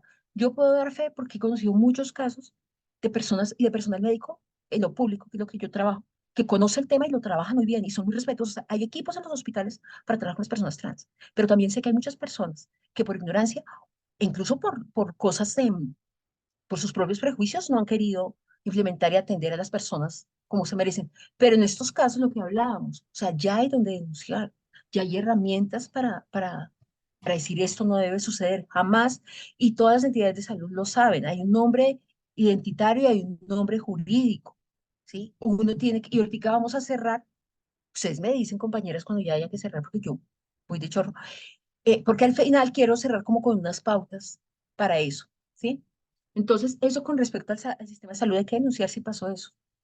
Hay que denunciarlo porque ellos tienen toda la información. Incluso hay una clínica de género en Colombia que está en Bogotá, que la hizo la Secretaría de Salud. Eso es una cosa que uno a veces piensa que es poquito y a uno le escriben de otras partes del mundo y del país. ¿Cómo hicieron eso? O sea, hay que también entender cómo está funcionando el sistema y qué pasa acá. Hay una clínica de género en Bogotá. ¿No? Entonces, eso es importante. Ahora, trans en los deportes, gran caos. ¿Qué está pasando? Pues problemas, porque es que esto es un tema que la gente no sabe cómo cogerlo y que no estamos parando desde nuestros prejuicios. Hace algún tiempo hubo una discusión precisamente porque que dónde iban a poner a las mujeres, a las atletas, mujeres trans, a competir. Y decían, no, pero es que ellas no pueden competir con otras mujeres cisgénero, ¿sí? Entonces tienen que competir entre ellas solas, o sea, una discriminación. Pero entonces cuando nos ponemos a pensar, esto no solamente por el género, porque hace algunos años, bastantes años, por ejemplo, en los Juegos Olímpicos, en los Juegos grandes, ¿sí? Estaba la discusión si ponían a correr a las mujeres africanas con las mujeres europeas, porque sucede que las mujeres africanas corren un montón. Entonces miren que la discriminación está de todo, o sea, no saben qué hacer con la diferencia, no sabemos, y hablo plural, qué hacer con la diversidad. No tenemos ni idea. Estamos en un mundo en construcción y me gusta hablar desde ese lugar porque cuando uno se para un sábado a las 8 de la mañana a hablar de estos temas es porque está comprometido con un cambio de la sociedad. Todos podríamos estar descansando, pero estamos acá porque es que nos toca pensarnos en este mundo. Y este mundo no es lo que haga la política pública, lo que haga procrear, no, es lo que cada uno hace desde su ambiente porque lo estamos, todo está por hacer, compañeros. Lo del deporte está haciéndose. Hay mucha discusión con eso y mucha discriminación. Han pasado cosas realmente violentas. Sí, sí, aquí hay algo, bueno, relacionado con el sector salud. Dice, los sectores de salud deben garantizar la vida, porcentaje, sin discriminación, edad, género, identificar una nueva mentalidad, De acuerdo. edificar. Y a manera de comentario, es una situación preocupante. Si en las grandes ciudades existe un gran porcentaje de discriminación y vulneración de derechos, ahora en otras regiones del país donde el Estado ha estado ausente durante años estas luchas de género son minorías y hasta nulas por unas prácticas culturales totalmente conservadoras, el cual genera que las personas que se identifican con alguna orientación sexual diferente al territorio tienen que prácticamente migrar a ciudades donde se reconozcan sus derechos sexuales por medio de ser señalados, por miedo a ser señalados, apartados del resto, perseguidos y hasta asesinados. Ahí es donde tenemos que tener una conciencia que el país no solo son las grandes ciudades, sino también tener en cuenta que en los corregimientos, donde el conflicto, aparte de ser bélico, también es un conflicto, oh, se me murió, de derechos, y en la mitad de ese conflicto está la comunidad. Totalmente de acuerdo. Incluso no nos tenemos que ir tan lejos. En Bogotá, la política pública LGBTI ha sido un lío llevarla a Sumapaz. En Sumapaz ha sido muy difícil. Y estoy hablando de la zona rural de Bogotá. Ha sido muy difícil. Ha sido causa de exclusión. Ha sido, o sea, entrar en este tema. Este es un tema muy urbano. No porque no existan personas diversas en los territorios rurales, sino que las ciudades se prestaron más pues para mostrarlo, ¿sí? Para pensárselo. Pero este ha sido un tema muy urbano, que ahorita tiene la apuesta, es por llegar a la rural, donde hay un montón de barreras, ¿sí? Incluso en este momento yo pensaría que ni siquiera el Estado es la barrera más grande, porque el Estado ahorita le toca o le toca pensarse nuevas formas de sexualidad cubiertas con garantía de derechos. Pero ¿tú qué haces frente a una cultura absolutamente patriarcal, homofóbica, machista? Lo que yo les decía ahorita, desde el año 80 no es un delito en Colombia, o sea, el Estado cumplió, ya no es un delito. Y la gente, porque es que esto necesita pedagogía, necesita gente que se pare a las 8 de la mañana a una charla de esto. O sea, el trabajo es grande y tienes toda la razón, o sea, concuerdo absolutamente. Hay otro que hace afirmación de lo anterior, muy cierto, todo está por poner y construir y más en los enfoques diferenciales de género. Efectivamente.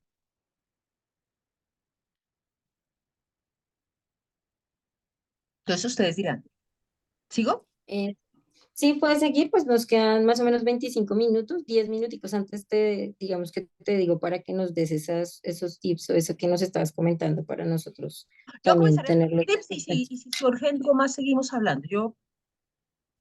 Listo. Entonces, ¿qué Vale. sucede? Muchas veces, cuando estamos trabajando este tema, ese tema no es algo que pues se nos enseña en el hogar. Generalmente lo que nosotros escuchamos en el hogar es chistes homofóbicos, es que es legítimo el reírse del tío, del primo que es gay o del vecino que es gay. O sea, así nos criaron, o sea, antes medio nos hacemos preguntas. Entonces, como este tema no es nada sencillo, pues uno entra al colegio y los colegios también han sido espacios de mucha discriminación para las personas diversas.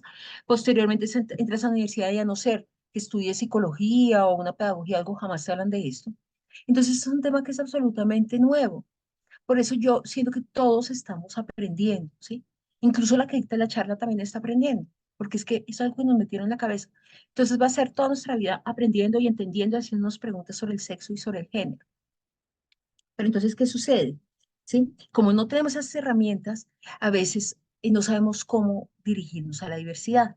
Entonces hay como unos tips pequeñitos. Primero, por ejemplo, si yo estoy en un territorio, en un lugar o algo, trabajo en un colegio, en una fundación, en el estado, lo que sea, y llega una persona, eh, voy a hacer este ejemplo, vestida pues, como una mujer, maquillada, así muy guapa, y me presenta su documento de identidad y el documento dice que se llama Francisco, ¿sí? ¿Qué hace la persona en ese momento? Entonces se vuelve un 8, se pone nerviosa, pero aparte de eso, hay una clave, y es que siempre nosotros tenemos que darle la prioridad al nombre identitario. Entonces, esto ha sido una pelea, ¿no? Identitario. Sí, porque dicen, no, pero si la cédula que es del Estado dice que se llama Francisco, pero si yo veo a esta persona así, ¿sí? Ella con su cuerpo, con el lenguaje corporal me está diciendo, soy una mujer y trátame con una mujer. En ese caso lo que uno hace es, discúlpame, ¿cómo quieres que te llame? O sea, si yo veo esa, como esa incongruencia entre las dos cosas, preguntar, ¿cómo quieres que te llame? ¿Sí? ¿Cómo quieres ser llamada? ¿Cómo quieres que te llame? Ah, pero no, pero es que el documento, la cédula es sagrado. No, sé qué. No, lo sagrado es la persona, el ser humano, y lo vamos a llamar con su nombre identitario. ¿Sí? ¿Por qué? Porque muchas personas, el cambio de nombre en los documentos tiene un costo y muchas personas no lo pueden hacer. ¿Sí? Segundo, llega una persona y no puede identificarla si es un hombre, si es una mujer, y para mí es importante, pues al dirigirme, le puedo preguntar también qué pronombre, con qué pronombre quiere ser llamado o llamade. Acuérdense que ahora tenemos personas no binarias, ¿no?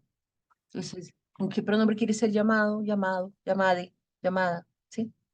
Que es complejo, sí, los cambios son difíciles, pero, y la vamos a parar, pero podemos pedir disculpas. Uno se da cuenta cuando una persona lo llama, se dirige a uno mal por error o cuando lo hacen de pura maldad. Entonces, eso es importante. ¿Qué pronombre quieres ser usado? ¿Cómo quieres que te llame? Tercero, Cristina, no, sí señora. una pregunta creo que también está relacionada con lo que estás mencionando y dice, quisiera saber qué ha avanzado en cuestión de derechos legislativamente con relación a las infancias y el género. Bueno, entonces déjame, termino esta parte y hablamos de infancias. Listo. ¿Listo? Entonces, bueno, ¿cómo quieres que te llame? Otra cosa, muchas personas sienten, piensan que por ser una persona trans podemos hacer cualquier tipo de pregunta. ¿Sí? Entonces preguntas, oye, ¿tú cómo te llamabas antes? Oye, ¿tú ya te operaste? Oye, pero, ¿y tú cómo haces el amor? ¿Te gustan hombres o mujeres? Entonces, siempre que vamos a lanzar una pregunta de eso, preguntémonos cómo nos sentiríamos si nos preguntan a nosotros. Si a mí me preguntan si yo ya me operé mis genitales, ¿cómo me voy a sentir? O sea, eso es como decirle a uno, ¿usted qué tiene? ¿Sí? Un pene, una vagina, ¿cómo es? O sea, no lo haríamos, ¿cierto? Entonces, ¿por qué lo hacemos con una persona trans? Muchas personas pueden ser muy tranquilas con el tema de decir, sí, yo me llamaba antes Cristina, pero para muchas personas ese tránsito ha sido supremamente doloroso. Entonces preguntas como, ¿cómo te llamabas? ¿Ya te operaste? ¿Cómo haces el amor? ¿Qué te gusta? No vienen al caso. Siempre preguntémonos si esa pregunta me gustaría que me la hicieran a mí. Cuarto, no suponer. Entonces, como Cristina hizo la charla sobre diversidad sexual, eso fijo es porque es lesbiana. Obvio es que es una mujer trans. ¿Será? Pues tampoco les puedo contar, pero no tienen que suponer nada. Sí, porque no, y cuando uno se pone a suponer, la embarra.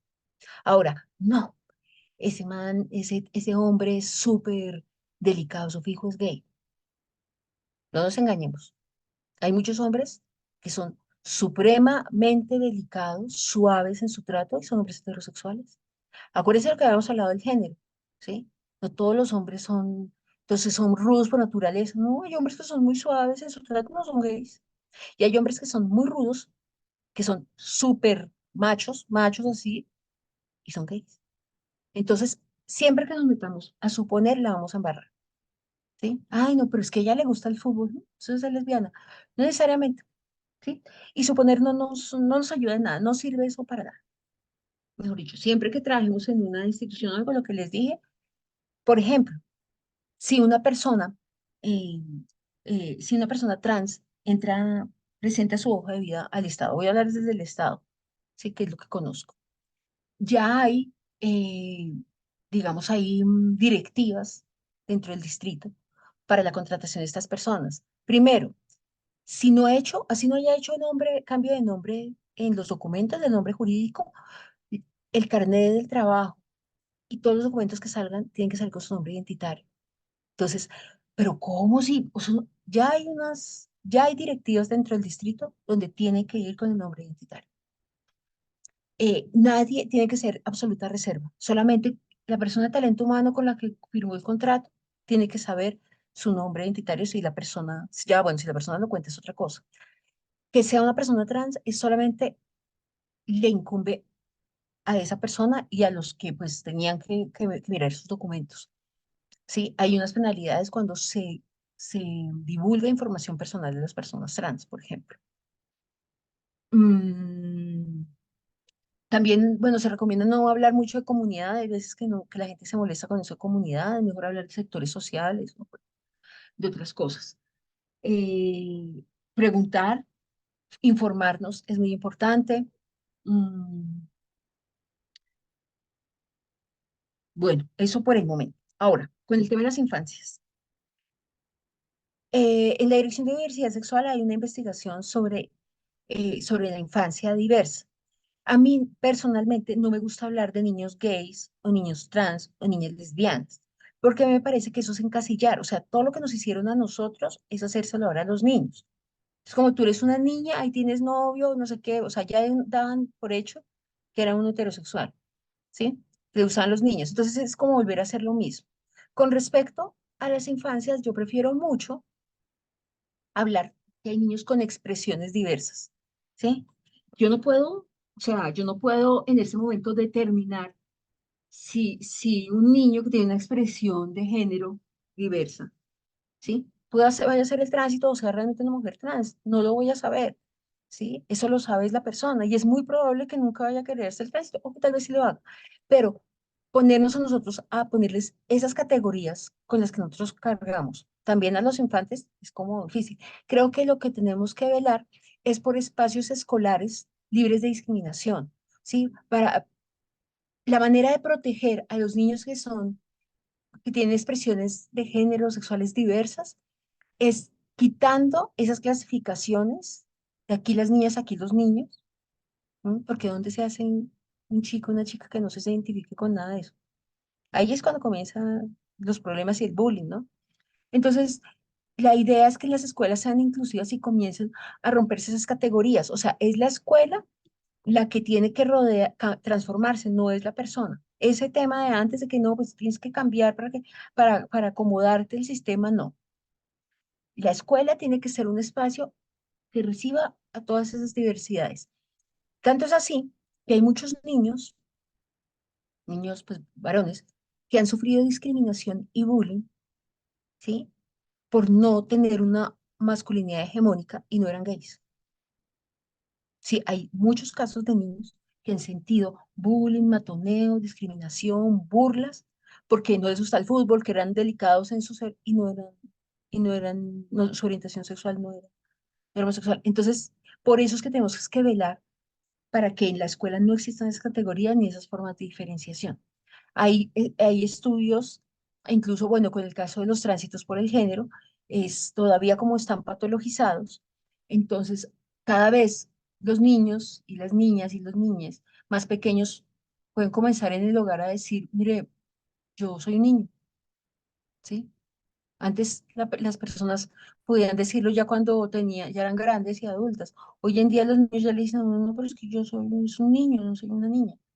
Y entonces lo que se comienza ahí es un acompañamiento a la familia, un acompañamiento a la escuela, porque todavía los colegios muchas veces no saben qué hacer, y ese acompañamiento lo que va dirigido no es a propiciar a que el ser se defina, no, pues di que eres una niña, un niño, no, sino que ese ser pueda tener la posibilidad de explorarse a sí mismo sin presiones, sin la presión que uno tuvo toda la vida de ser niña, niña, sino, bueno, o sea, mírate, mira tú esto y explora, saber cómo te sientes y de acuerdo a eso, pues se tomarán decisiones ya cuando la persona esté más adelante. Hay casos donde ya desde, lo que pasa es que hay unos altos índices de personas eh, pues con experiencia de vida trans que han presentado como, por ejemplo, intentos de suicidio, escolarización y demás.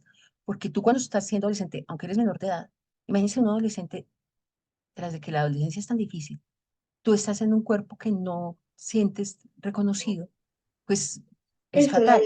Muchas veces, muchas veces estas personas, estos chicos comienzan con el acompañamiento de sus padres y todo, ya procesos de tránsito por el género, pero eso es muy acompañado. Son casos donde padres, la persona, eh, médico, o sea, acompaña con mucha delicadeza estos temas. Sí hay jóvenes que lo han hecho antes de ser, de ser mayores de edad y es comprensible porque tú en ese momento te estás construyendo. Sí, es una etapa importantísima para la construcción de la identidad sexual. Entonces, es eso, es un tema muy complejo porque como ustedes saben, el tema de la sexualidad y los niños son como dos temas muy distantes, como que eso le cuesta mucho a la gente pensarlo. Entonces, todavía pues están haciendo muchas investigaciones, muchos estudios de cómo trabajar esos temas. Sí, bueno, gracias, Cristina. Aquí tenemos un comentario relacionado con el tema donde nos estás dando los 5 tips súper importantes.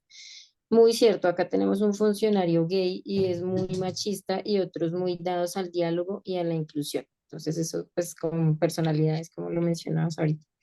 Y hay un agradecimiento, quiero agradecer mucho este espacio, la verdad es muy enriquecedor y me ha brindado herramientas para mí que hacer diario. La diversidad hace parte del respeto y la empatía que se debe tener entre los seres humanos. Gracias. Sí, de acuerdo.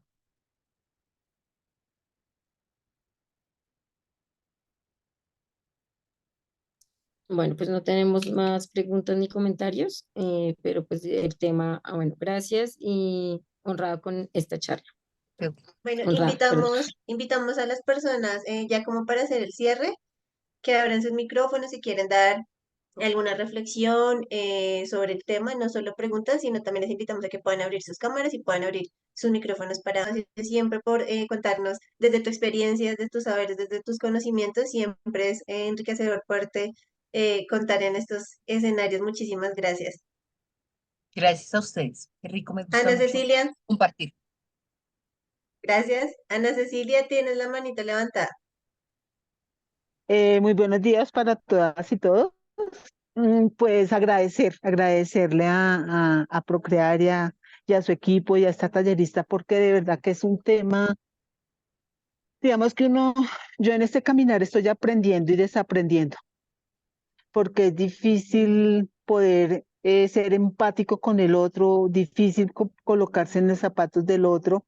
Digamos que en mi camino empecé a conocer y a trabajar con esta comunidad a partir de la pandemia y es muy complejo tener una comunidad, por ejemplo, con los que más comparto, así con mujeres trans que tienen una discapacidad, que son migrantes, que son afro, y la discriminación, la violencia y el maltrato, y uno, pues yo me siento todavía muy ignorante, pero todo esto que nos compartieron hoy, esa explicación y yo digo que en diferentes espacios debería ser como más permanente esta sensibilización hacia el otro. Yo en un espacio que estaba participando en otro, te decía ya, ¿cómo trabajamos con los colegios? Miremos desde el Ministerio de Educación cómo empezamos, porque quitaron tantas cosas, quitaron la historia, yo me acuerdo que en mi época daban educación sexual, no me acuerdo cómo era el tema, y quitaron todo eso que ayudaba a conocer mi cuerpo, cómo siente, cómo lo puedo explorar. Entonces, para mí sí, porque pues son temas que a veces uno como que no les pone cuidado, ¿no? Pero ya estando en la labor social, sí, sí, muchas gracias. Fue una explicación muy menudita, de pronto quedan quedan vacíos o algo, pero claro, el tiempo, sí sería bueno que en este espacio o de pronto si el contacto en un trabajo que yo estoy haciendo, poder complementar más y aprender más, porque es que es aprender, descubrir y conocer. Entonces, muchas gracias y nada, hay que seguir en este cambio de humanidad. De acuerdo, Gracias, gracias. señora Ana. Y bueno, aquí en un comentario dice, a veces ellos van dando muestra de su enfoque diferencial y la familia no nos damos cuenta. Gracias, muy interesante. Esto respecto a las infancias. Tenemos la manito de migrantes One Vision, espero haberlo pronunciado bien. La escuchamos.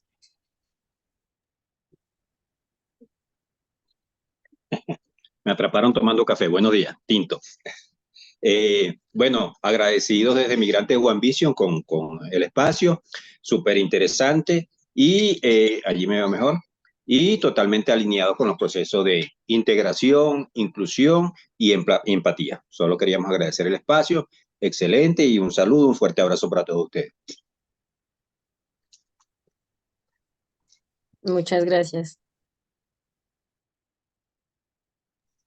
Bueno, recordarles ya está ahí el link. Este pues hace parte también de la participación y seguimiento para al final hacer la entrega de certificados, entonces para que lo vayan a ir diligenciando.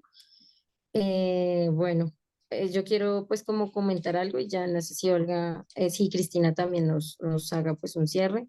Me pareció muy interesante como el recorrido que nos muestras porque es desde la historia, desde cómo se han dado estos procesos y ahorita pues desde hace algún tiempo venimos hablando mucho sobre temas de inclusión. Y digamos que el tema de diversidad se visibilizó en los últimos años de una manera muy amplia. Entonces esto pues también permite como entender cómo los procesos a nivel de grupos y demás se van uniendo para dar respuesta pues a las necesidades de estos sectores, que creo que esta palabra hoy es bastante significativa y espero que pues no la aprendamos, no hablemos de comunidad sino de sectores, dado que pues las dinámicas van cambiando a partir de los movimientos que se dan, eh, pues de grupos y demás.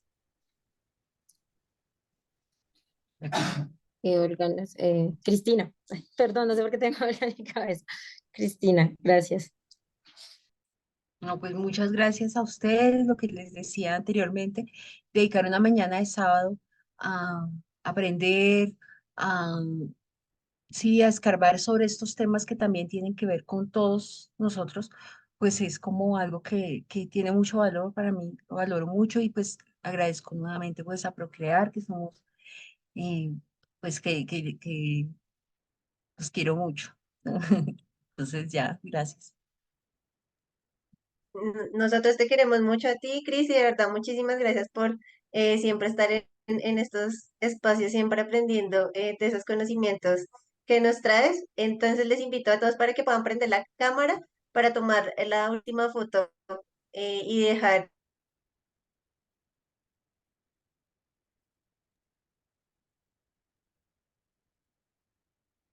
ya enviamos un gran abrazo.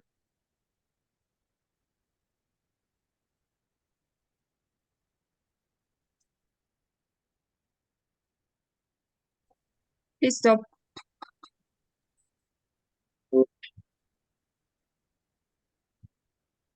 ¿Listo? Muchas gracias, que tengan un lindo fin de semana. Bueno, una semana muy larga porque va a ser una semana de muchos festivos, entonces muchísimas gracias. Espérame, espérame.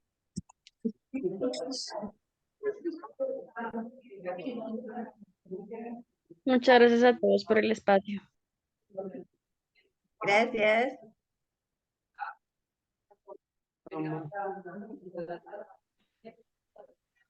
Gracias, hasta luego.